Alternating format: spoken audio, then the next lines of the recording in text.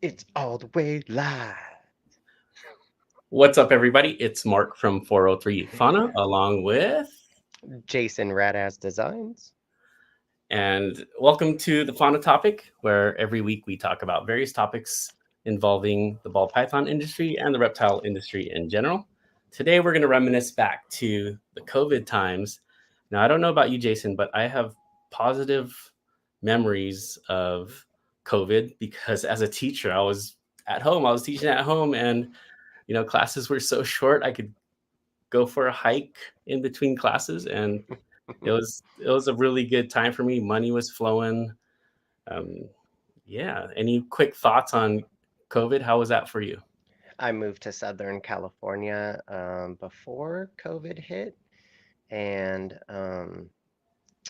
was just trying to get used to being in the desert and tried some different jobs real quick. And um, then when COVID hit, wow, that was like, all right, well, I better hunker down. And I had worked a lot of jobs since like changing my life around, making a lot of personal changes and sobering up years ago and um hadn't been on a vacation. There was times where I had worked like three jobs.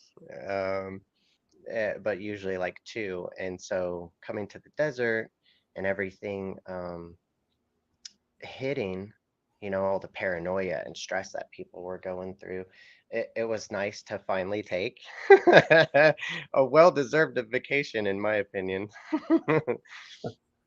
Yeah. Um, I know it was tough on the kids because they really needed that social interaction during their high school years. And I tell you what, man, I lost a couple of kids to suicide during that COVID time, which was Wow. really unfortunate. But I don't want to celebrate that COVID time because I enjoyed it because there were people dying out there. And but let's focus on the positives today because Yeah. it got both of us back into snakes, right? Are you a COVID breeder? Do you, I guess you could say so. Yeah, more like the tail end of it. It took me a while to get back to the hobby, but technically, yeah, I mean, I bred a lot of different species of creatures and reptiles in decades past. So it's not like this is my start into the world of animals, but technically, yeah. yeah. Same here. When I got in that term COVID breeder, it holds kind of a negative connotation to it, and I didn't want to associate myself as a COVID breeder because I bred ball pythons before. I had Mm. 5 clutches under my belt. I know that's not much, but going into it, I had that. But you know what? I'm fully embracing the fact that I'm a COVID breeder. I got in at the tail end of 2020 and are still around. I know many people have fell by the wayside, but there are some people who have stuck with it. And, we're going to focus on that on today's video. Okay, let's get our weekly check in. How was your week with regards to ball pythons? It was good. I did some extra feeding and I was able to ship out finally a couple snakes yesterday. So there was a window where I shipped my first auction snake a while back to Oklahoma, if I remember correctly. And there's been a lot of cold weather since then, and people have been patient with me. And um, yesterday was, well, I guess Wednesday was the day to ship a couple more snakes out, and they arrived safe and sound, Alabama and North Carolina. And I've got a new snake, but I guess I had that last week. So I've had that snake for like 9 days. And I'll show you that snake in a little bit. All right. Yeah, we'll get to the rat ass snake of the week soon. So this week I've just been really closely monitoring my females and just seeing where they are at in the season. And I got one girl, Red Stripe. She's just been in her water bowl constantly. And I tried to feed her last night, and she wasn't interested in the food. I had a couple girls skip their meals, so hopefully those are positive signs. And I like just watching girls on the cold end because things are happening or like really tightening up on the warm end.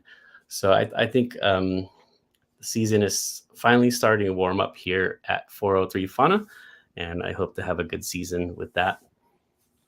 But I managed to avoid buying a snake this month, and not on my Morph Market save list. There's a ton that I want to pull the trigger on, but for this month, I'm just gonna do a little bit of saving. I put a couple of snakes up on Morph Market. Hopefully, we'll add a little bit to my pot of that. Well, I need to update that, but yeah. And actually, when we get to the page 1 of Morph Market auctions, I'll share with you one of those. All right. Okay, this week's shout out of the week goes to Phil from Finger Snakes. He was able to successfully answer last week's problem of the week. Be sure to check out Phil at Finger Snakes BP. I know he's really good with constructing things. I think he's completely solar on his facility of rats. No way. That's awesome. Cool. And the picture in the middle there is a display that he created. As ball python breeders, as reptile sellers at shows, in general, people have the same sort of displays, and I find that one really unique that he produced. So check out Phil from Finger Snakes. Yeah, and you'll see Phil a lot in different podcasts in the chats. He's very supportive. He's pretty outgoing in the reptile community, and I haven't spoken with him like in private much, but I recognize his name, and he's watching a lot of shows and mixing it up and mingling and whatnot, and he seems pretty cool. Most definitely. I know he's working with Hidden Gene Woma, which I am as well, and I like seeing what he produces and kind of see whether I should go that direction or get away from that direction.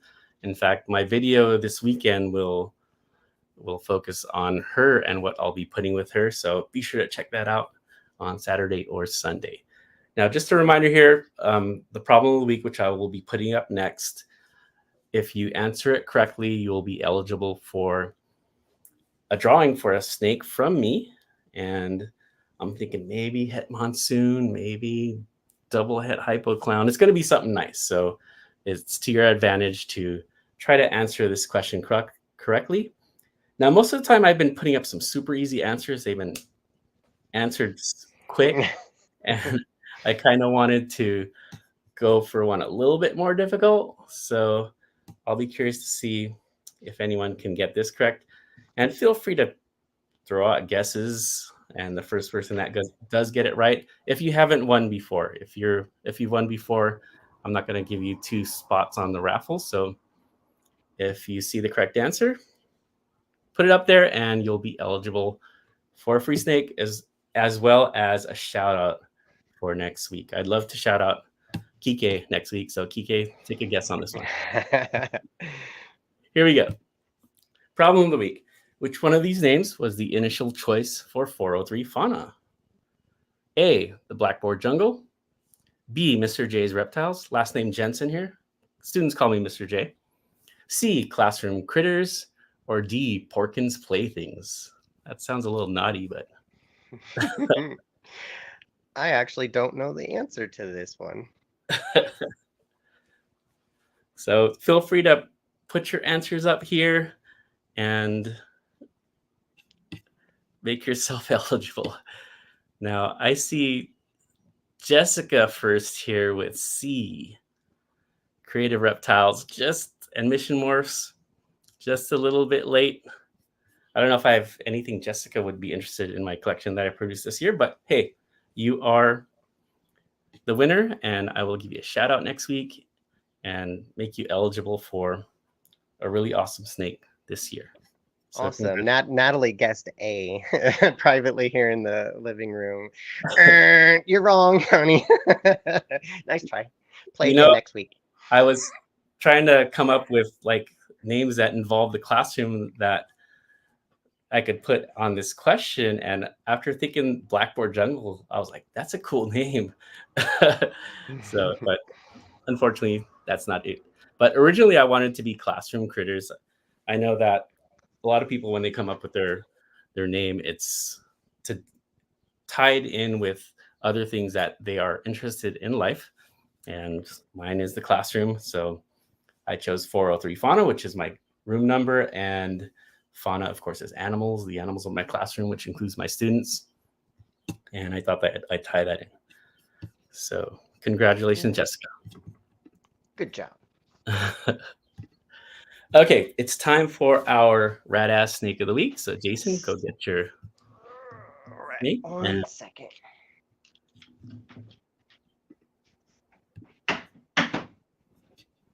So Jason has a wonderful collection of ball pythons. If you didn't catch him, he was on Antoine of High Desert Pythons live showing off some monarchs. He's Team Monarch, of course, and I'm Team Ultramel, but hey, we work good together. All right, so little story. I've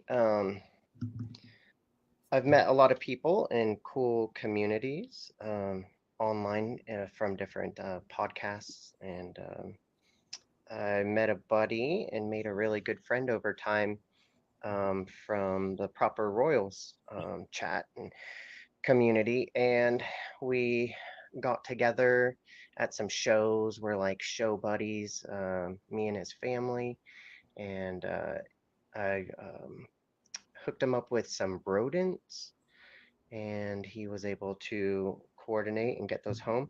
And then he knew it was my birthday last summer when we went to the show, and he brought me a snake. How cool is that? Super nice, out of nowhere, and he's in the Monsoon Project, and it's a pretty cool story how he got involved with that and how it worked out for him. Sometimes people get lucky. Sometimes I like to think it's from good karma. And he's produced multiple monsoons, and everything has worked out really good for him in that. And he's spread the wealth a little bit. And he donated a snake last summer to the US ARC auction that was 66% het monsoon male and a pretty snake. And then he brought me one for my birthday. How cool is that? So that Very snake, right? Like, and that snake was really healthy, and his snakes are well fed and good size. And I paired that snake to a snake that I got um, pretty much for Natalie because it's a purple passion, and she she there's certain snakes that she thinks are pretty or she doesn't prefer like anyone else, and she really liked like the Mystic Potions and the Purple Passions, which now we know are technically the same. And so we've had that snake for a while, and I was pairing him with her, and they were getting along pretty good, and they were locking up. She's a little small for it, but everything was going really good. And um, kind of the lesson in it is that I kept them together too long. So before pairing him with her, I would feed him. He is a great eater and a pretty snake. I didn't have any mystic in my collection until I had gotten that female. So I was looking forward to incorporating that. I have so much Mojave. They're very similar genes. And I think I don't think like I know that I kept him in there with her too long. So if you watch other podcasts with more long time successful breeders of ball pythons, they'll remind you, they'll warn you, they'll advise you to come up with like a pairing rotation and schedule something responsible to not wear your males out. And some males in the Python Regis species like aren't especially robust breeders, and you have it's like He wants to show himself. It's like difficult to get them going, but yeah, this guy was just he was young, but he was good size and he was all about it. And one day I opened the tub and I could tell that even though they would be eating here and there, that he was starting to lose a little bit of weight, a kind of a warning sign.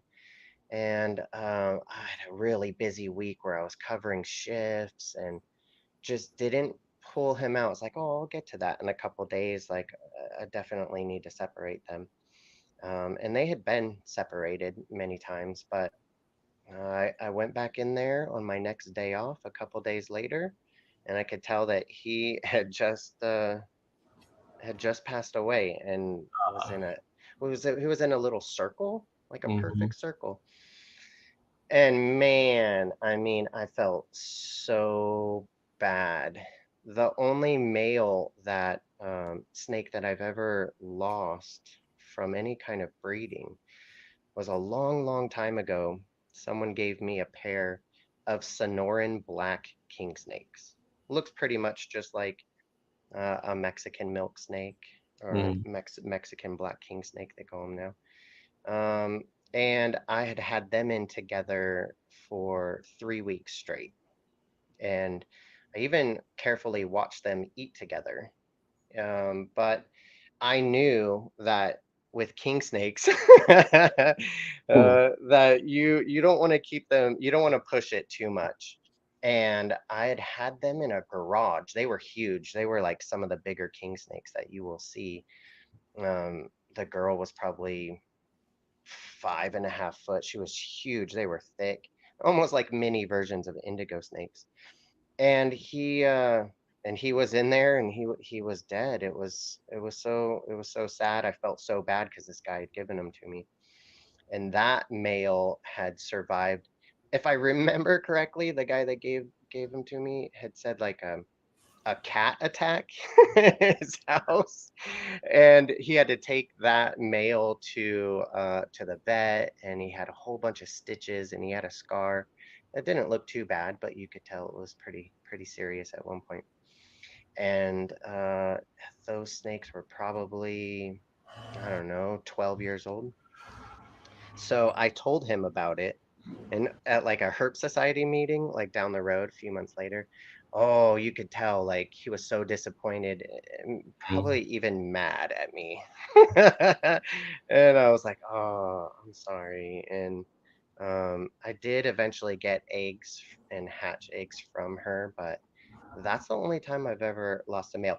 I had a rosy boa um, that ate another male rosy boa from pairing, but he had like maybe 3 or 4 inches from what I'm told, like sticking out of the mouth of the female while I was at work. And my kid's mom, she had somehow seen that, had gone into the reptile room while I was gone that day, and it's like pulled him out of her and he lived. And I named him Lazarus. And he was a very grumpy snake after that. He was already kind of skittish. So that's my experiences with male snakes being taken out by their female counterparts. So that leads me to this sad story, of course. I felt really bad. Somebody gifted me a snake. It was a special snake to me. I bred it too much and learning lesson and felt bad. And I didn't tell him right away because I was kind of embarrassed. But I've mentioned it to some people recently, and I mentioned it in the Patreon I'm in. And you know, it's good to share experiences. Mistakes that other people make will help you be less likely to make those mistakes. Right. So I told him about it like a couple weeks ago, and he's like, "Oh yeah, I'll just send you another one, no problem, don't worry about it." I'm like, "Oh, you don't owe me anything. It's fine. Like I just feel bad. I'm really sorry, man." And he's like, "Oh, just don't worry about it, man. Just give me the FedEx address and I'll send you another one." I was like, "Thanks, man." And he picked out a really cool one, and this is him.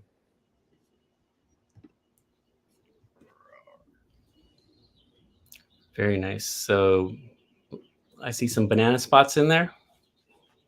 He's got banana in him. And you mentioned it's possible het monsoon or het monsoon? Yeah, 66% het monsoon. He was born a little bit less than 2 years ago. He's almost two. And he has calico. Nice. I love calico. Calico and banana go really well together. Mm-hmm. And one of the females that I got from him that I bought from him last year is just a calico, and the other one is a banana mystic that I've shown on here, and this guy has all of that. So Very yeah, I'll cool. just give it away to people. It's a mystic banana calico, and he's chunky. He's a chunky one. Has he seen any ladies yet?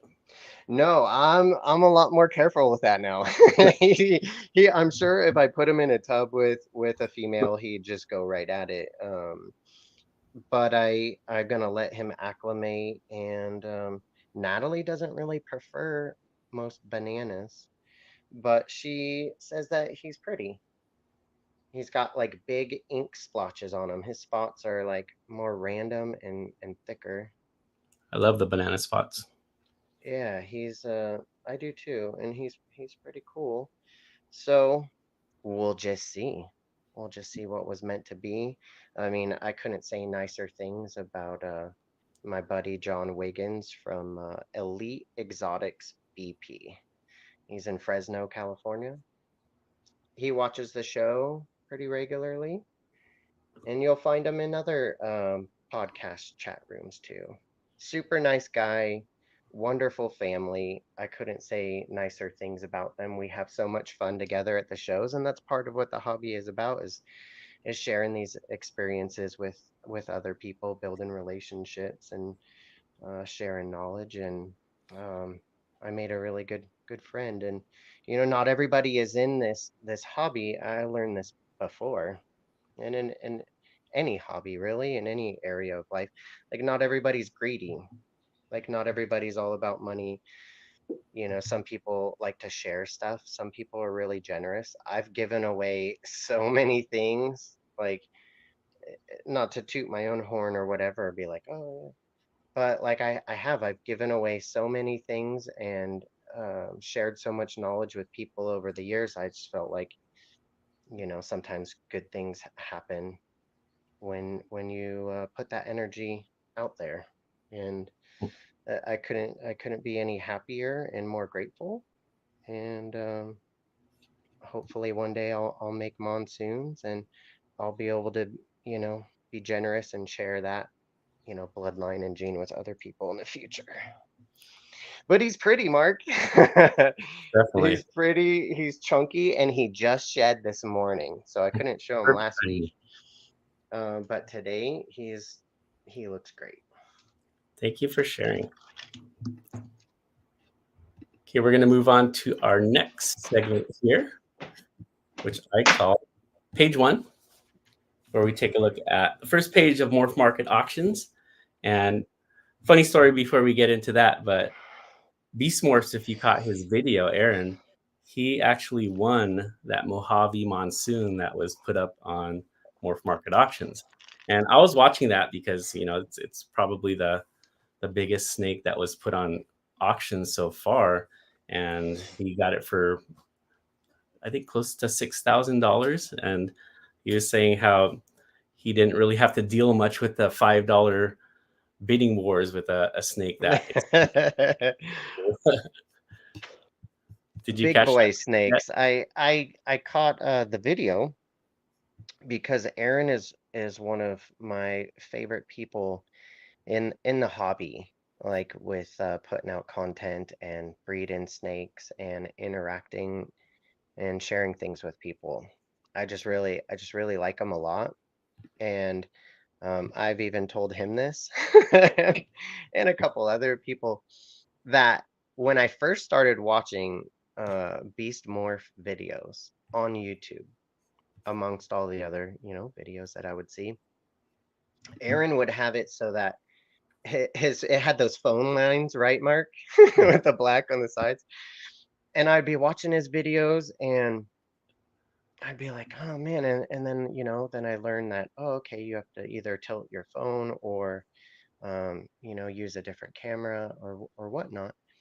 And I'd watch his videos and be like, well, he has such an awesome collection and he's such a cool guy. You can tell he takes the hobby seriously, but not too seriously. Like he has great equipment and he's into some really cool projects and he breeds his own rodents and I just really like his vibe and everything that he shares.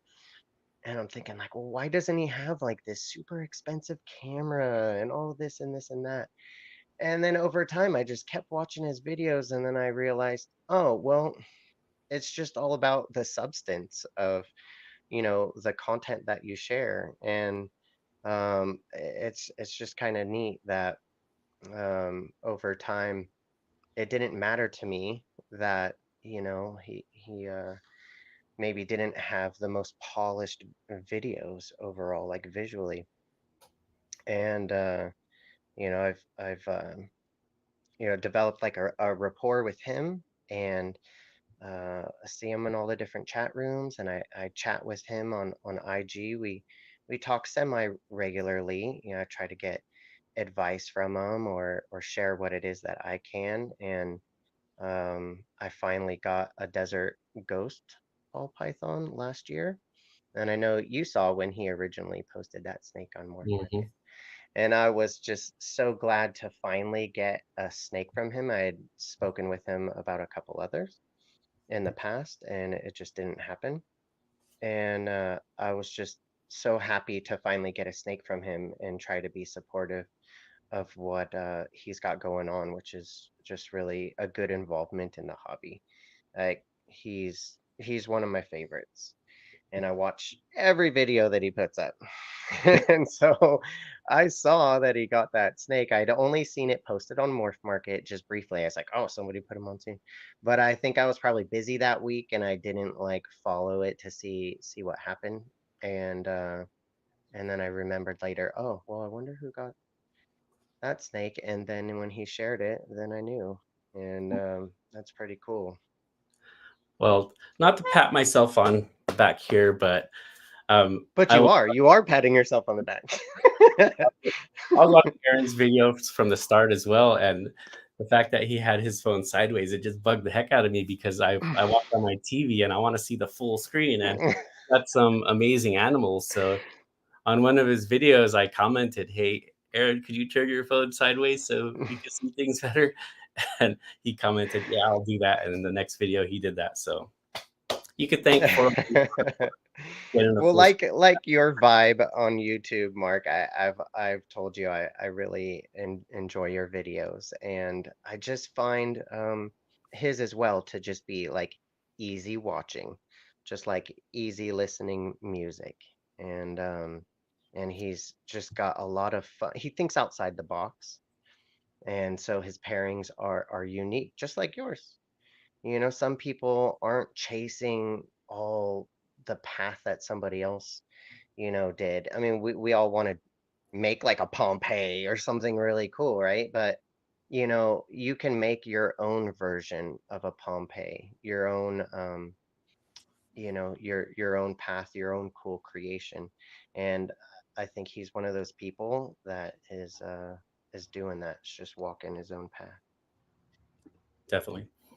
Okay, let's get to the topic of the day here, which is COVID breeders. Okay, I think we've both established that we are COVID breeders, and we've embraced it and accepted it, even though it does have a little bit of a negative connotation to it.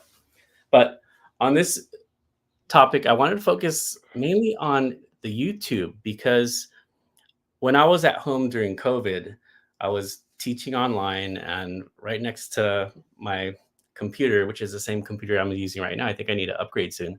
But I had my TV big screen right next to me, and I would watch YouTube in between classes. And originally, when I started 403 Fauna, I started the videos to share videos with my students, to create videos and present them through YouTube. And during that time when recommended videos come up, since I was big into turtles, ball python videos started coming up again. And two of the main people that were coming up on the recommendations were, of course, Chris Hardwick and Billy from Mutation Creation. So I got into watching them, and I still kept a couple of snakes from my previous collection.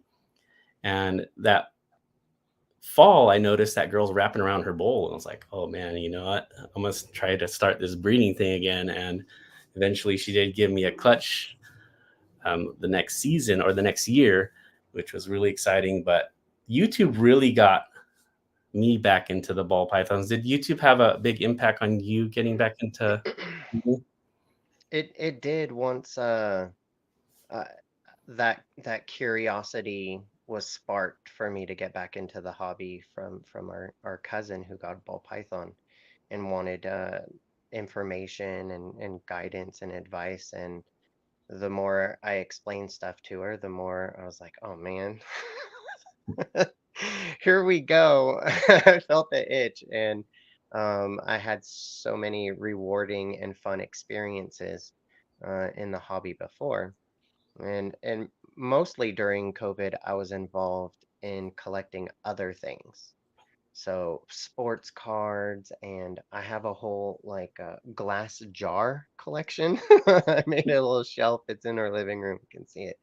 And I really like old mason jars. So I started collecting a bunch of jars off of like eBay and Etsy and stuff. And I just found it really interesting. It's part of like Americana to me in the sense that like in the olden days before there were refrigerators and freezers that were electric, and people would store, things in jars in their pantry. And that would help them through rough winters and whatnot. And things store pretty well that way. Certain things, like I don't have it down. I don't like pickle things and make my own jams, but some people do, and you can store stuff for years in really nice jars in cool, dark places. And the fact that certain jars in a time frame where we recycle so much and there's so much broken glass, and glass can be, fragile, for a jar to make it, 100 years, 120 years, to me, I just find really interesting. But eventually, I did shift focus and start to watch a lot of videos like, hey, what's going on in the industry now? And I would see mostly, like you said, like Chris Hardwick and Billy Rose and among others, and I would just absorb as much content as I could and find out what has advanced in the over decade that I've been away, and quite a bit has. Couple of interesting thoughts you brought up to me when you were talking just now. But a couple of snakes I got from a guy who has decided to sell his collection and get into sports card. COVID just brought so many collectible things into the forefront of people's minds, and toys, cards, everything. So I got my pastel banana VPI Xanthic genetic stripe from a guy who was getting out for a really good price, and that guy just gave me some serious clutches last year, and he's going for me again this year. Also, the jars thing, just the other day, for whatever reason, a recommendation came up of some guy just digging up old jars out of the ground. I was like, oh my gosh, this is so fascinating. He's got medicine jars from the 1800s and stuff like that. So I can totally understand the collectible parts. And I think for ball python breeders, we're all in that collection, and whether it's cards or ball pythons, it's something that we can put our energy into. Yeah, Okay, well, I mean, to this day, Mark, like on a like pretty much weekly basis, there's a guy that I watch on YouTube. Both of us do. Natalie likes them too.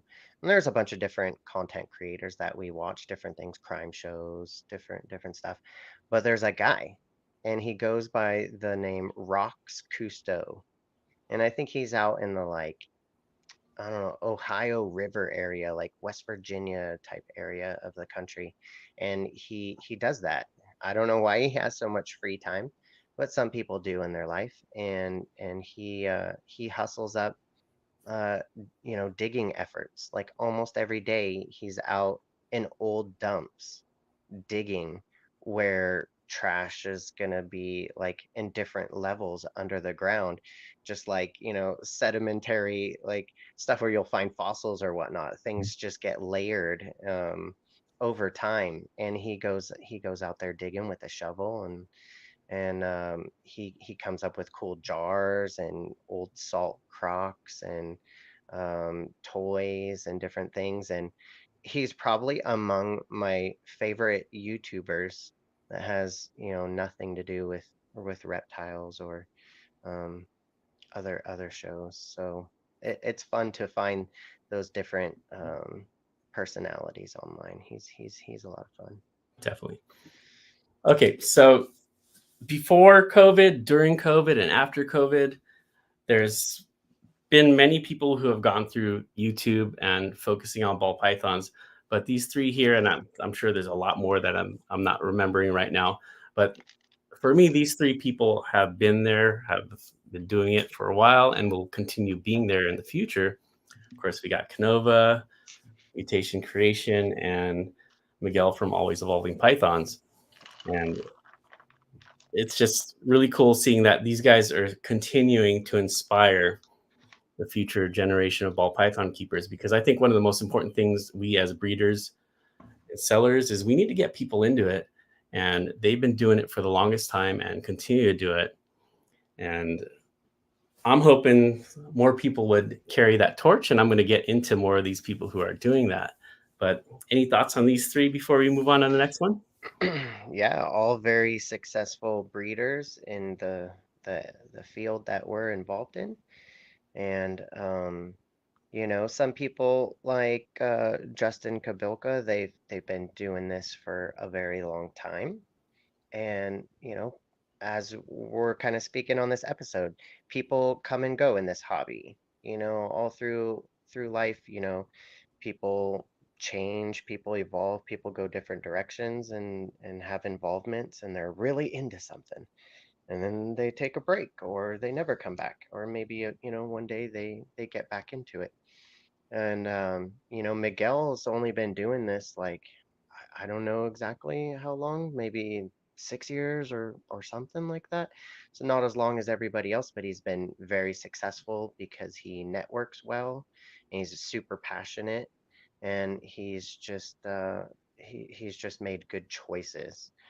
And I mean, like a couple weeks ago, before we had a guest on the show, I was doing some research and I reached out to Steve Rusis of Rusis Reptiles, and he was doing all this ball python thing back when I was in the hobby before, just like others like Garrick DeMeyer. He was breeding crested geckos in the 90s when I was in it, and he's still doing it. Not so much geckos now, but some people stick with it for the long haul, whatever it is that they're involved in. And it's nice to see that. Steve Rusis has 30 years into breeding ball pythons, and he's a really awesome guy and made time for me. He's all the way over in New York, and I had plenty of questions for him, and he was just saying how amazing it is that people are so into it still and how far the hobby has come. And we talked about the different booms and the different levels of interest and how many people are in the hobby and what it is that they're doing and how technology has increased, and now social media is a big part Mm-hmm. of the hobby, and we talked all about that. And yeah, there's a lot of guys that now that I've gotten back into it, I'll go around to shows and I'll look for the big names. A lot of those people have retired I'll try to find out, updates, what's going on with so and so. And now there's a whole new generation of people, carrying the torch, grabbing the baton and running with it. And it's pretty cool. It'll be neat to see in the long run, assuming that we stick with it, who is continuing to do that year after year after year after year, and making a name for themselves, and enjoying this hobby. Ron from BBM Reptiles just showed up right now, and Hmm. I know he's been in it, and he's starting to get back into the YouTube game here. And correct me if I'm wrong here, Jason or Ron, but you were part of the Four Horsemen back then with Shane Kelly and That's right, he uh, is. Royal Jessica Paul. will tell you all about it, about how they used to have awesome content on YouTube, and that one of the horsemen ran off on a different race and galloped away into the sunset, kind of leaving them hanging. Um, and all that content from what they spent energy and time on was out of their control and just lost. And there was a snake that I told you about that I picked up recently from someone semi-locally to me, that he passed away. Mm, And it was really sad, and his family obviously was really upset. And Shane had posted on Facebook that this person had passed away and that he was sad about it, and that there's a collection that needs to be liquidated. And I was like, oh, okay. And then I'd already messaged this person about a snake recently, and tried to set up hanging out with him and going and visiting Antoine. And he was really busy, and he said that he couldn't rearrange doctor's appointments and whatnot. So I was like, oh, okay. I was trying to make a new buddy. And he was going to give me a really good deal on this hypo snake that he had gotten as a baby in 2017 from Brian Barczyk. And so I wanted this snake. It was very affordable. And then when I found out he passed away, I tried to get a hold of the family and see if there was anything I could do to help. They're about 90 minutes from me. And so I drove over there and assessed the collection, um, and rehydrated some stuff and gave them pointers. And some of those snakes sold in auction on the holdback rack, and some of them sold by the person who took over the collection ultimately to lessen the burden for them. And I'm sure they got some cool snakes out of it. And they've placed most of the snakes. There was like almost 140 snakes, I think. And there was an incubator in that room, Mark. When I show up, I'm just like, wow. Like, at first I walk in and there's like this game room. There's like lions' heads and like zebra heads and big stuffed bears and alligators and things. And I felt like, Ace Ventura in Pet Detective 2, where he walks into that game room and he's like, oh, ah. It was like the most impressive collection of, let's say, stuffed animals that I'd ever seen. I guess he was a big hunter, and he had a little room set to the side, and all his PVC racks were in that little room, all stacked up to the ceiling.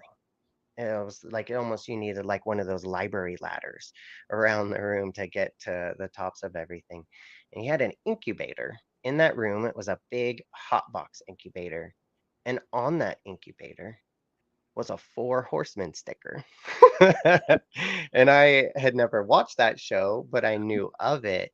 And I wanted that incubator, Mark, because I could use it, and I knew I'd probably get a good deal on it. The timing for money for me wasn't very good, to just be like, oh, okay, I'll give you this amount of money and then I'll take it home, and there's something. Like, I like halfway wanted it just for that sticker. And I've asked Ron, do you have any more of those stickers, since I wasn't able to get this one that I saw? And he's, no, there's no more stickers. We've looked. And I was like, oh. So maybe I'll find another incubator someday with stickers blasted all over it, and it'll have one too. Yeah, I had a fleeting thought of like creating my own four horsemen of like new YouTube readers, but it was just a fleeting thought. But big respect to the four horsemen and Ron. I hope you do more YouTube videos because you got some really cool stuff. I know you're really big into monsoon as well, so keep it up. I Oh, think he just got a shipment, Mark, of some snakes that are are headed his way like right now to ooh. Puerto Rico. I don't know that for sure, but I know that there's a couple shipments going to that 51st state essentially, and I'm assuming one of them is him. All right. Okay, so these breeders, they at the time that I got in 2020, they had a big presence on YouTube and Royal Canadian Reptiles, State 48, Granddaddy Herps. There's a whole bunch of others that are that were big in YouTube, but they're still breeding ball pythons. There's still big names in the industry, but they're not as much focused on the YouTube aspect of that. I know Royal Canadian Reptiles, they have a big Patreon, which I'm actually a part of as well. And Joel, I bought a snake from him. Granddaddy Herbs, he's pretty close to both of us. I think he's in Temecula. But are there Mhm. any other names that you know of that had a big YouTube presence that are just kind of on the down low now, but still continuing to breed and produce some awesome snakes? Off the top of my head right this second, none are like coming to mind, but I'm sure there's a whole handful of them. At the last show, the guy from Granddaddy Herps, I know that he's really close to you. I I've watched a couple of his videos before, and I saw him at the show and let him know that I liked the content that he had put out. And I got to see, snakes on his table, and he's got some cool projects. And he made time for me to just chat a little bit, and I had appreciated that. And seems like a pretty cool dude. I haven't spoken with, I believe it's Joel from State 48, but I've watched some of his videos, and he has plenty of snakes that I would like to have. And he seems like a really cool guy. I've listened to some of his interviews, like on podcasts and shows, and recently a buddy of mine that lives in Riverside that I visited and spent some time with and held some of his snakes.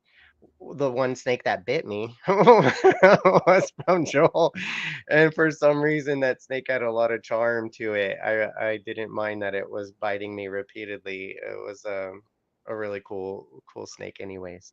But yeah, there's a bunch of people that are just kind of chilling back on the content, and I'm trying to go the opposite direction. I'd like to get more involved with social media, and mixing it up, and maybe some of these people are just really busy, and they'll get back to it too, because they've proven to be, good at producing content, and they're interesting, and for whatever reason are just focusing on other stuff at the moment.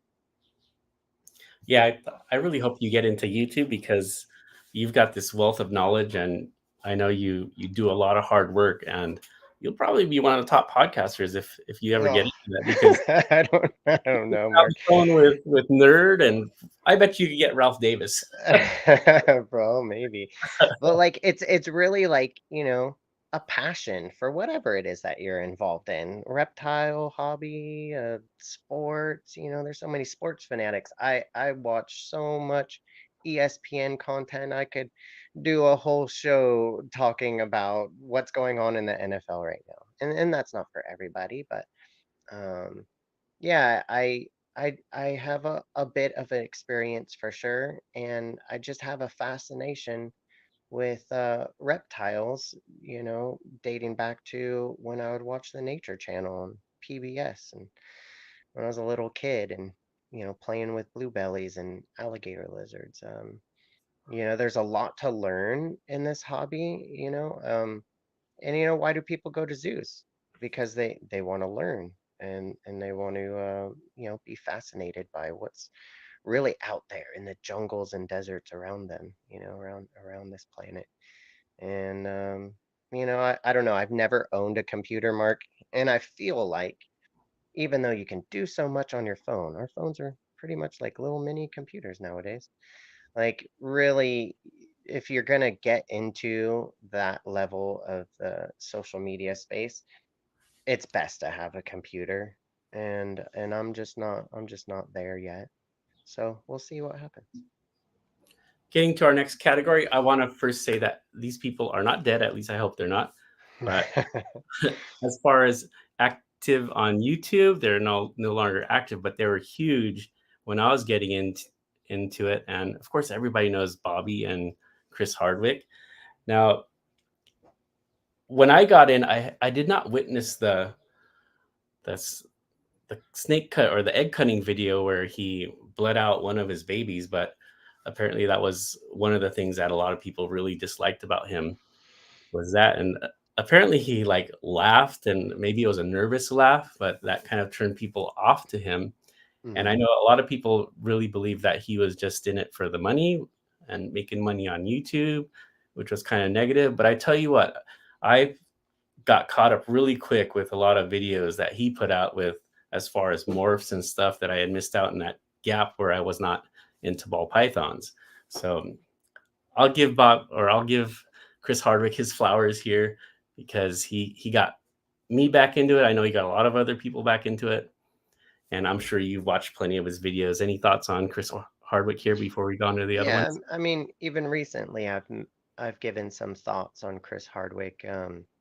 If people feel, right, everybody's got their own, version of reality and their own opinions on things. And not everybody's gonna like you, and not everybody likes Chris Hardwick. Has he made some mistakes? Sure. Is he the most knowledgeable considering how well known he is in the hobby because of all the content he pushed out during COVID? No, no, he does what he does, and he's learned, and he's made some mistakes, and he's learned from some of them. And I mean, I just essentially killed a snake a few weeks ago, like, nobody's perfect. I haven't, killed too many reptiles in my time, but when you have an involvement in this hobby, and even if you do your very best to change waters and feed appropriate items and keep them in the right temperature zones, like, sometimes things just don't work out. Sometimes things die. And it's sad. And sometimes, it's your own fault. Sometimes it's lack of experience, and sometimes it's just, overlooking something. And, you'll feel bad about it. But the main thing is that when people make mistakes in this life, and whatever it is they're doing, relationships, hobbies, work, like, not everybody learns from their mistakes. So the main thing is to just learn in life, and progress, and gain perspective on, how to do things smarter, how to do things better in the future. And I really like his cheruby chuckly kind of he's kind of mellow and down to earth. He's a little goofy. I mean, even Natalie likes him. We sometimes when you like somebody, it's because a little bit you're laughing at them. It's but I really think that he's a good person. And I would enjoy spending time with him. I've chatted with him a little bit privately and said some nice things to him, and I really like him. Sort of, he's the exception on this list in the sense that he has made a couple videos lately, just kind of letting people know what's going on with his absence. And I imagine that at some point this year he'll make some more videos. But he definitely, from what I watched, is like downsizing and what he has, I mean, he has a whole bunch of racks. He used to breed like dubias and, lots of rodents, and he's kind of switched gears, and he got a new job, and he has a whole like farm of animals. He has like cows and chickens, and I think he's got like turtles. He's got like fish that he raises, like all sorts of stuff. And sometimes that can pull you different directions. So he's in the process of downsizing currently, and it remains to be seen how much more content he'll put out in comparison to what he did when he had more free time. I like Bobby. I like Chris. He's not perfect, but he entertains me, and that's just my opinion. I could be wrong. So the once great Dennis Miller used to say on HBO. Okay, let's move on to the next person over here, and that is Daniel Allison from Constriction Addiction. I know when I first got on, he was putting out a lot of content. He had an amazing collection, and I, I'll be honest, I'm not gay, but he was nice to look at, and he had this southern drawl which drew you in, and he was mainly pushing the Scaleless project, and he stuck by that Scaleless project till the end. I recently watched one of his videos because I got a blackhead and I wanted to look up red gene, ringer gene, and he had a really thorough video explaining that. So if you're, give me a moment, my neighbor's car just went by. And, but yeah, he was, I think he got into a little bit of trouble from what I heard, that he sold some snakes on Morph Market but never delivered them, but kept the money. And his wife ended up, I think this was on Instagram, putting a message out that if you didn't get your snake, get back to me and I'll get those to you. But yeah, I think he had problems beyond a normal situation here. Zenorc Reptiles, when I got in, he put out a lot of videos on market and just like how you could make $10,000 with two snakes and stuff like that. I think during the COVID time, there was a lot of breeders putting that message out, and that drew in a lot of people. Hey, I can make some quick money on these snakes. And for COVID breeders like us who have stuck around, we realize it's not that easy to make a ton of money in a short amount of time. But I think as long as you stick through it, you'll be successful at what you do. Any thoughts on those two before we get to Gershon? Well, I'll go back to this uh green bordered rat guy. I had mentioned in the green room when I saw this picture that I've never seen any of his content. I've never like surfed the web or surfed YouTube and then come across any of those kind of visuals. I think I would recognize that because Jeremy from Warfels Morphs, he has like a green room, and he's got like a green themed brand. And I ended up, I'm not exactly sure why. It wasn't completely because Jeremy did it, but I was like, oh, well, maybe that'll work for a green screen or something. Or I thought, we're very artsy, I thought, well, I'll paint stuff. I'll paint stuff like a forest on the wall. And I don't know. I went to Home Depot. I picked out a couple colors, and I primarily made this bedroom I remodeled green. And it's silly to me now. I kind of feel like I should have went with a different color. But that was my vision at the time, was I'm gonna have like all these plants and things like hanging and vines, and I'm gonna like do little murals, and it'll be like a foresty vibe, which I have not done yet. So I feel like I would have recognized that. I've heard the name Constriction Addiction before. I kind of feel like I'd heard it in Snakes and the Fat Man podcast. So I don't know if he was a sponsor for that show. Maybe a viewer will be able to chime in on that. I feel like I feel like that's where I heard the name. But yeah, I'm not familiar with him at all. But the Zen Orc guy, when I was getting into rodents, as my collection was growing, and so I was interested in breeding rodents. In the past, it was so easy for me to go to friends that bred rodents to feed my collection, king snakes and rosy boas and sand boas and all sorts of stuff. I mean, I even fed rodents to giant tarantulas, like bigger than your hand. Um, so I didn't really have to breed too much, but my buddy had so many cool fancy mice of like just the wildest colors, like black and tans. They look like little Dobermans and like gray silvery ones and just all sorts. And so there were times where I had, like little aquariums of mice and gave it a go. I've bred Russian dwarf hamsters before and I find them to be a little bit scary. But I was interested in getting back into breeding rodents and learning more because I've never been like vastly successful and accomplished at it. I've never really needed to be.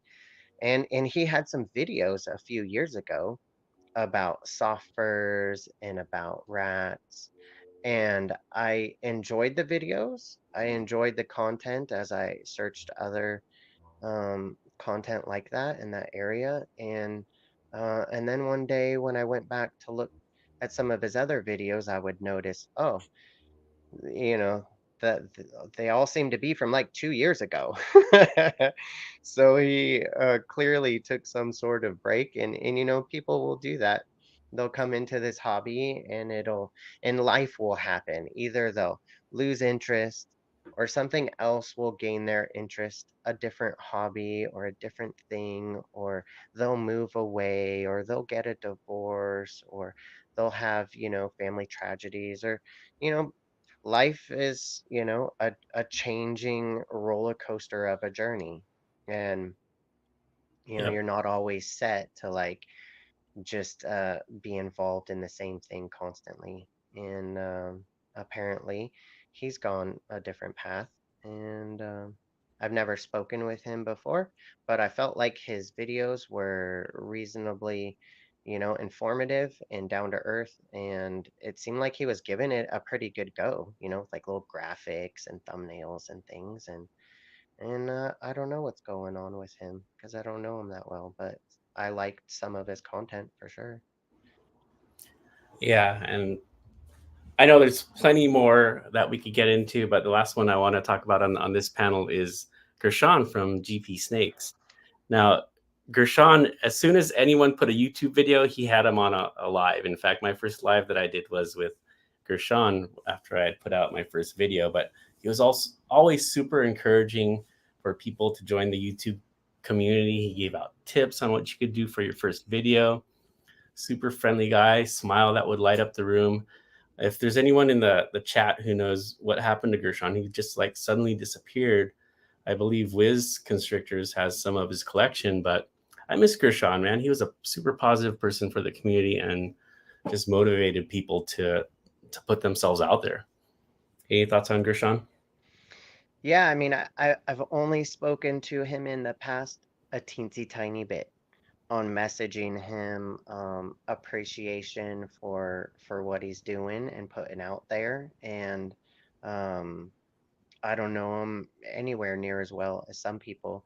I've reached out to some people to ask what is going on with him. And as far as I know, because I don't know for sure, he's just taken a break. He's just gotten out and he was making some cool snakes. And if I heard correctly, it sounds like he pretty much sold everything off and is just taking a break. And sometimes, the hobby can be a bit overwhelming for people. I'm not saying necessarily that it was for him, but he needed to take a break. And I'm not aware of a video in which he stated as such. Um, so I think that, in this area of social media, of like content, YouTube, Instagram, people getting involved in that, like um it's there's a lot of different facets and what can make you successful. So we see like Mr. Beast on Instagram. He's like, oh, people say he's like, or YouTube mostly. People say he's like the biggest YouTuber. And he's got this candy at stores and different things he's involved in. And he's flashing money and he knows famous people and is hanging out with them. Like, big time influencer. Why he's so popular, I'm not exactly sure. He seems a tad dweeby to me, honestly. I don't mean to be harsh or mean. Like, I don't dislike Mr. Beast. I've watched some of his videos, but you never know what will make you go viral, in this kind of a field. And I feel like one of the things that I appreciate the most, and that should, make people be successful, is just really good vibes, good information, good personality. And Gershon didn't have like the most polished of videos and content, wise, but I felt compelled to reach out to him and encourage him because of how much good karma he put out into the hobby with his involvement and his passion in it. And those are people that I respect more so than the people that are like successful. Mhm. I really like Gershon, and if you ask around about Gershon, people will have nothing but the nicest things to say about that man. And I hope that he comes back to the hobby someday. And you know what? If he does, and he gets back into it and starts making videos again and starts building a collection again, I will send him a nice snake for free.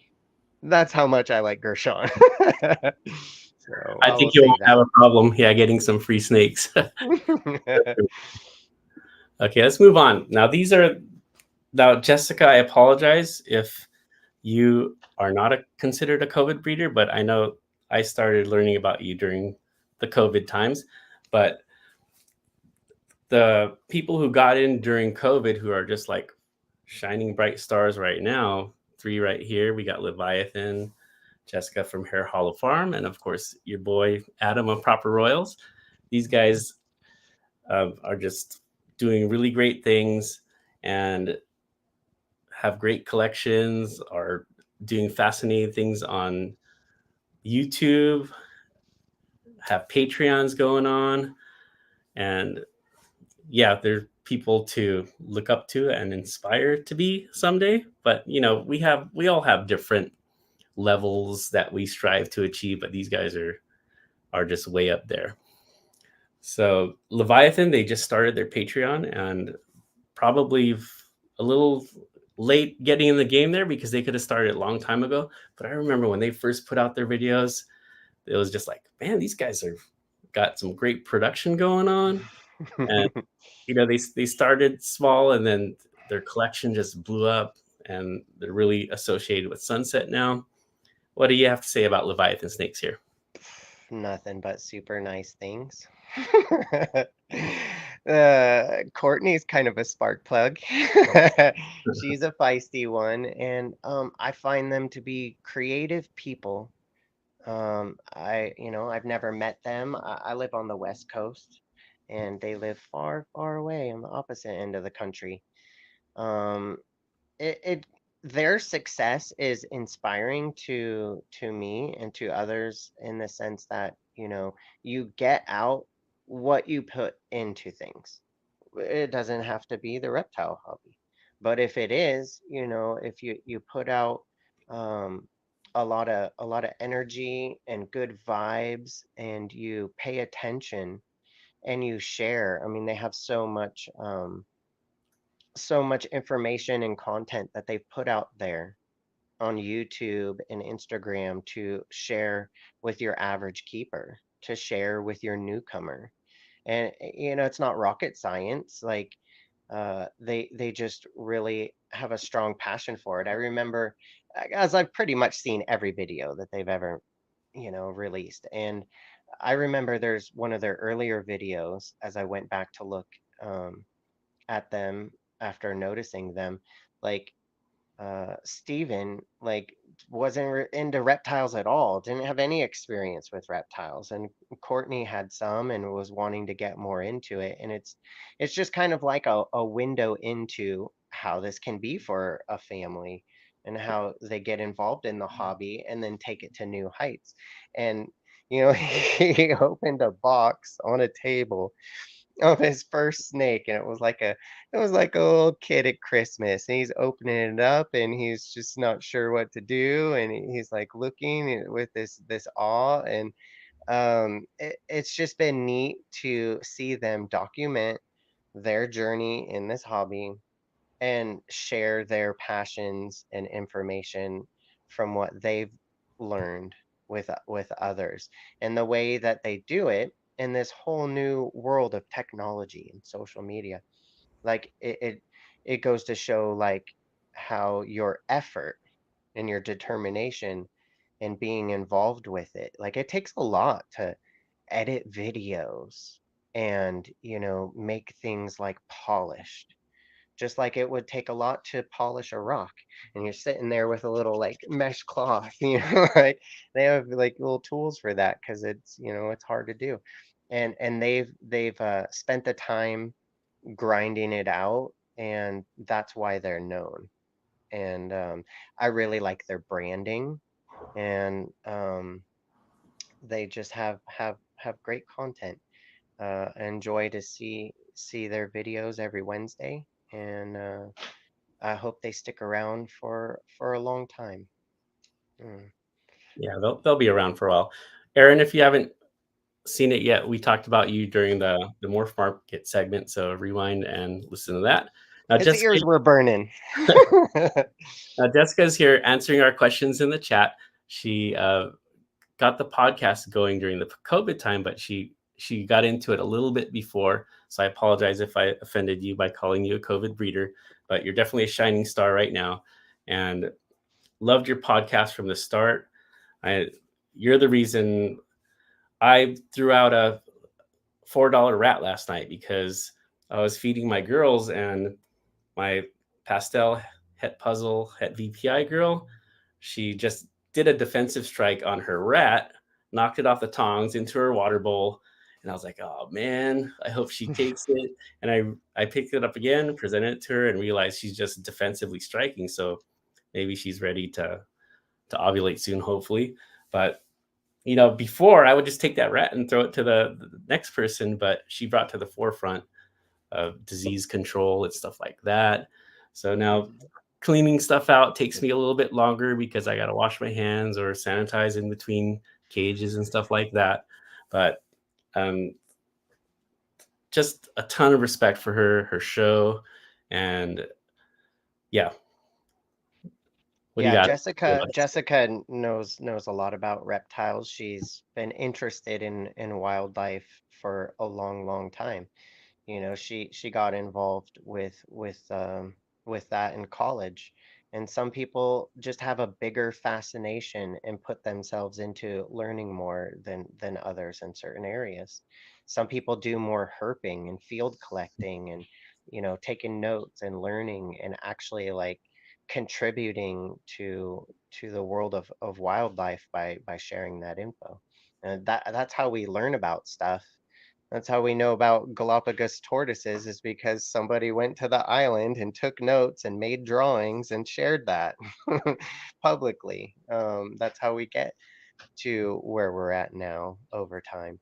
And yeah, I've seen every single one of Jessica's videos, and I try to like all her posts on IG. I have a lot of respect for her, and I think she's really fun.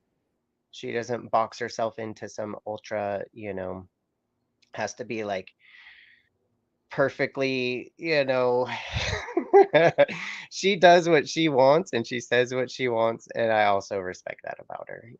Not everything has to be PG-13, and she also has like some experience with people dropping off the face of the earth. And and then there's Adam. I just really enjoy his down to earth, average Joe type of vibe. He is just a guy. He plays a guitar. He has some snakes. He's a friendly person. He puts himself out there with vulnerability and transparency. He makes friends and he's done well for himself because he's just himself. And that's also something that I respect from people in life in general. I got coworkers, Mark. I don't know about you, but I got coworkers that try to stab me in the back left and right. And I'm a nice guy. Like, I just want everyone at work to be successful. And that's fine. Everybody does their own thing and defines themselves through their own actions and is their own person. And I don't like everybody. I want to. I want everybody to like me as if this was like junior high or something, but not everybody is. And that's just something that you have to learn in life. And that's totally fine. But I absolutely love all three of these content creators. And I know that you do as well. And these are primarily, even though there's bigger name people in the industry and bigger name people in this hobby for decades that we hear about, and some we learn stuff from, some we may know. But it's people like this that get involved, and yeah, more so during the COVID time and since then, that like are doing things the right way and are just good people. And those are the types of people that I want to associate with. Those are the people that I want to watch their content with. The time that I have, is valuable. We get older and older every day. And so the time I spend watching stuff is time I could be doing something else. The people that I enjoy watching are people that are friendly and good and put out, good things into the world. And that's what I see from these guys. And really, ultimately, they've inspired us to give it a shot too. That's why we're even here talking right now. Is because if they can do it, then we can do it. And I appreciate that, and I appreciate them. Definitely. Jessica, I'm still curious what the heck happened to Jana and how she just fell off the face of the earth. So at some point, I'd like to hear that story. You could message me about that. But hey, I wanted to ask her so bad, but I haven't, and I'm not going to, because I think if it was something that was to be shared, that she would have shared it. If it was something that Jana wanted to share, then she would have shared it. I message Jana every once in a while, and she doesn't respond anymore. So, like, all I know is that she still has snakes, and she's still, keeping them and working with them. I don't know if she's still going to shows or whatnot, but sometimes people need space. Everybody has their different anxiety levels, and willingness to put themselves out into the public space. And she got very public by being in the 15 minutes a lane contest. And maybe it has something to do with that and other people's opinions. I don't know.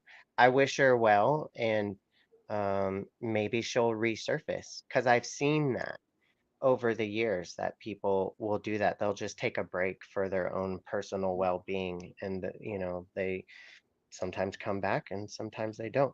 Not everybody is in the spotlight. There's plenty of people, Mark, in this hobby and in this industry that we don't even know who they are. They're doing like amazing things. They might even have genes that we've never seen before, because they just do their own thing at home. They're not trying to mingle and mix it up and share. They're just doing their thing and enjoying it, and that's fine too, you know. okay, Adam, I remember when he started his videos and just to see his growth, he went from, this to, and I was fortunate enough to be one of the first guests on his podcast. I would said a few words on his live chat and he invited me on, and I've been on twice, which is really cool. I know you're part of his Patreon, so I'm gonna let you Mhm. run with Adam for a little bit. So go for it. Yeah, I mean, what else is there to say? He's just a really helpful person, a really fun person to interact with. Um, how fun and nice would you consider him if you were a dishwasher in one of his restaurants? I don't know, but it seems like he was a good you know, manager and operator of things. Work is not always fun to everyone. Adam and I have had conversations about the restaurant industry and how that correlates with, other industries. And I think that he has a lot of fun with this hobby and has worked really hard in his life. Isn't exactly like rich, but is successful and is rich in life within reason. He's ultimately an interesting person, and just like all of us, trying to find his own happiness. He moved from Florida to Minnesota. I don't know if that was the I don't know if that was the move, Mark. You won't find me in any of those cold northern states. No, thank you. With my California skin. But yeah, he's transitioning to that, and every time you move to a new place, like I moved to the desert, so Southern California, like it's an adjustment. And so I think he's still adjusting and finding the balance in like having a social media brand and presence and having a family and making money and getting used to a new area and incorporating all of that into still being like a happy person and pursuing that balance in life. Like it's an ongoing thing. I've had conversations with him about. And Adam's one of those kinds of people that whether you're in his Patreon or not, you could reach out to him and say hi and tell him how you feel and ask him questions. And, within reason, he can, everyone's busy, right? But, he'll get back to you and make some amount of time for you, and I appreciate that. Not everybody will do that. And he will. So I really enjoy my conversations and my time with him, and I watch pretty much everything that he puts out. And I really liked his old format videos where it wasn't just like a show where it was just content that he would put out there, which helped him get to the point where he is now. And I tell him, hey, I know editing takes a bit. I know you're a bit of a perfectionist, and it takes a lot of time and a lot of effort to craft a video that you want to put it out there and not be embarrassed about, and make thumbnails and all these different things. And he doesn't have a lot of time for that right now. He said that he will at some point to a smaller degree. And I like that kind of content that people put out too, just as I like to watch many shows out there. And there's some shows out there that I don't watch. There's some personalities that I don't vibe with, and that's okay. I'm not hating on anyone. I'm not like really in the background being like, "Psh, psh, psh, psh, psh, psh, that person's not nice." Psh, psh, psh, psh, psh." I just take notes. I take mental notes, and I know who I vibe with, and Adam is definitely one of those people. Yeah, great guy. And I think you covered what I was going to say lastly about him, which was I'd love to see more vlog style videos from him. So hopefully he does get back into that. But he, Yeah. yeah, he's awesome. Okay, let's get to our last segment here where we talk about the future stars who came in maybe a little bit after COVID and are doing some amazing things. And there's much more than this. And flawless exotics. I'm sure pretty much everyone watched his videos of unboxing these amazing snakes that he was getting, and they come from the crested gecko side, so they've got a lot of experience, but they just blew up from, like, I never heard of them because I'm not into crested geckos before that, but they sure made a splash with the crazy ball pythons that they were getting. I think you did a post about them on your Instagram this week, didn't you? I did. I did because even though I didn't see very many of those videos that you're mentioning, I like kind of see them in the distance, like I could see them over there. They're doing something, like I know who they are. I used to breed quite a few geckos, some a little bit rare, some I feel accomplished about in the past, and some super common that I just had fun with. We have a couple leopard geckos now, and yeah, I know who they were as an online presence in the crested gecko realm. And crested geckos have come a long ways for a species that is polygenic in the sense that all the ones that were collected in the 90s and brought over here were just like mostly like different looking than each other. Like it's pretty wild. And then you would pair them and they would just pop out just random stuff. You're like, what is going on here? Like they're variable king snakes or something. And people have line bred them over the years and made some neat things happen.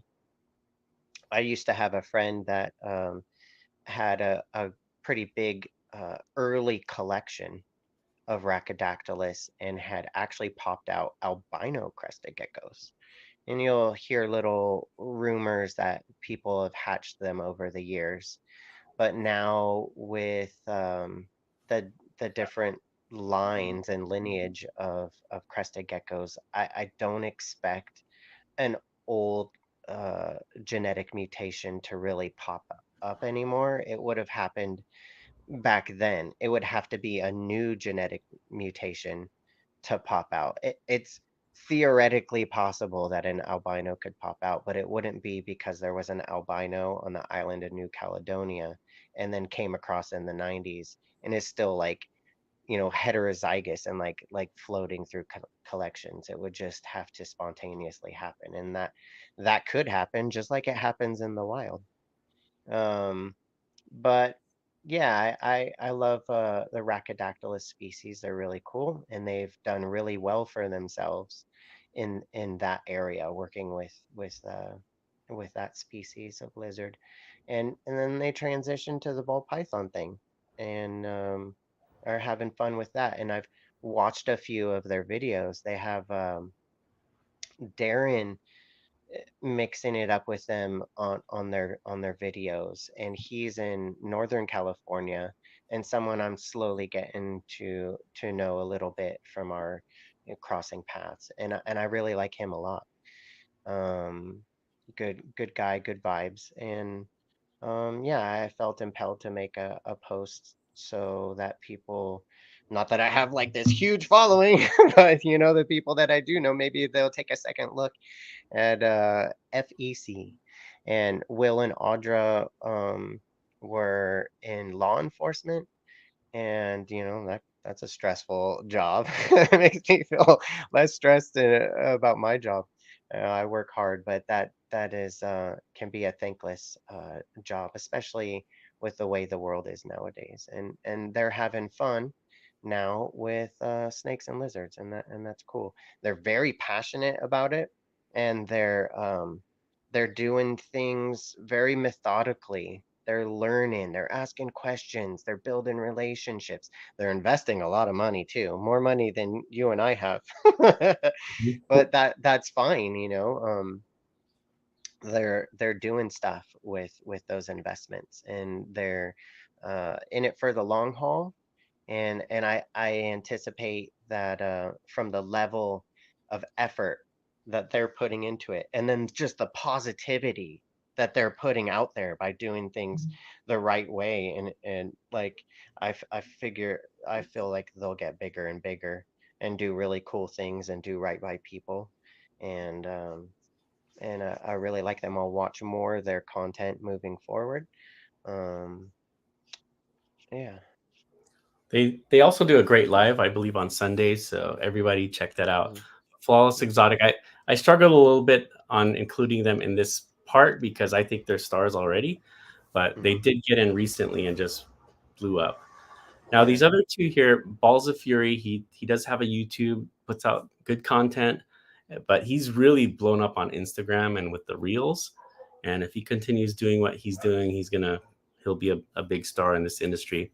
And we both met Sammy from Bull Pythons at the Hmm. Pomona Reptile Show. I Yeah. remember seeing him first, or just he was one of the first advertisers, I believe, for Hardwired Exotics. And when that advertisement popped up, I was wondering, who's this Sammy Vargas from Bull Pythons? And then all of a sudden you see pink everywhere and everybody's wearing that pink shirt. And Pomona, That's his color, you know. We all have our favorite colors. Mine's like baby blue, you know. But Sammy, I met in person at the Pomona show. Him and Holly came over from Texas, and I got to hang out with them a bit. I made a point to hang out with Holly because I like the effort that she's putting into the hobby. She's doing her thing. She's got thick skin. She's Texan. So, you know, people talk crap on what she's doing, the way she's doing it. She don't care. And sometimes that's how you got to be, you know, don't let people hold you down. And I really wanted to meet her because I like her vibe. So I went to the show and had messaged her beforehand. Uh, they came over together and checking everything out and networking and seeing what the West Coast has to offer.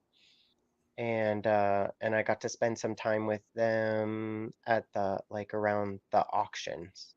So like we hung out and chatted, and then afterwards a lot of people that went to the show or were done with the auction festivities would go over to the hotel right near the show, and you can just like walk there, and there's like a bar and they had food. Sammy got some hot wings and insisted I share with him, and that was really nice. I like hot wings. And you know, he surprised me in just what a pleasant person that he is to be around. Just gracious and friendly, and you know, very like generous and easygoing. And he gave me a T-shirt, and we talked. And I could have talked with him a whole bunch and tried to share a bunch of, you know, knowledge with him and brainstorm with him about different stuff. But you know, my time at the end of the day when I had to work in the morning was limited. I wanted to hang out with everybody more, but yeah, Sammy was super nice. And any time that I go over to you know, their show and hang out like late at night, they'll have like a panel and people could come in and whatnot. I've gone on there a few times, and sometimes I'll chat with Holly about stuff, just like little pointers, or maybe we want to like slightly gossip about something, or just talk. It's like friends, you know, just share stuff.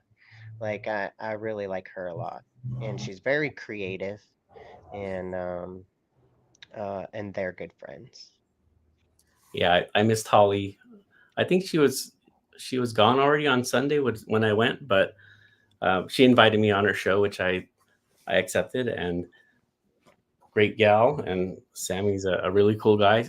Sammy gave me his card. I guess he ran out of T-shirts, and he said, "Hey, give me a call, and I'll send a T-shirt your way." So really cool Yeah, guy. super nice guy. Super nice. And he's bought some snakes left and right. You know, some people get into this hobby and have a little bit more resources than others, which I assume Sammy does. And they just start grabbing stuff up. Like Toys R Us back in the day. I want one of these, I want one of those. And he's built up a bit of a collection for himself, and he's learning stuff, and he's learning about breeding rodents, and he's pairing stuff, and he'll probably have more clutches than I do this year. He's got some stuff going on, and that's pretty cool. I look forward to seeing what he makes. Yeah. Last thing here before we call it a day, Ron from BBM Reptiles recommends Hmm. the international YouTube scene, and I've definitely been watching some international videos. Of course, Rob, I'm subscribed to his channel, and I've seen Japanese YouTubers, Filipino YouTubers, Malaysian, and even though I don't understand the language, I do know when they mention hypo clown, but so if anyone gets a chance, check out the international YouTube scene because it's blowing up out there. Any last words, Jason, before we call it a night? Well, I don't always catch the comments because I don't really see them on my phone like the ones that you put up on the screen. I'll see, and then I'm so busy talking that I don't read everything, honestly. I'll get better at that. But Ron had just had mentioned Rob, and Rob's content. I've watched a lot of his videos, and I really like his vibe and his energy and his determination to create some cool things in the ball python world. So, yeah, that's a good person to check their content out. Thank you so much, everybody, for joining us tonight. We'll be back next Friday, right? We better message me, come up with we'll brainstorm some topics and we'll think of something cool to do next week. I hope you have a good week in between then. And I got another snake that seems to be ovulating. So I'm gonna go check on that because that's not something that I'm super experienced with. You just gain knowledge as you go. And I was feeding snakes yesterday and I saw the snakes getting fatter. So I'm gonna go check on that. Maybe I'll have something to report back on that next week. But I appreciate everybody coming in. Marks, thanks for putting it on as always. And we'll see you next week. Bye, guys. Thank you so much for joining us. See ya. Have a good one, everyone.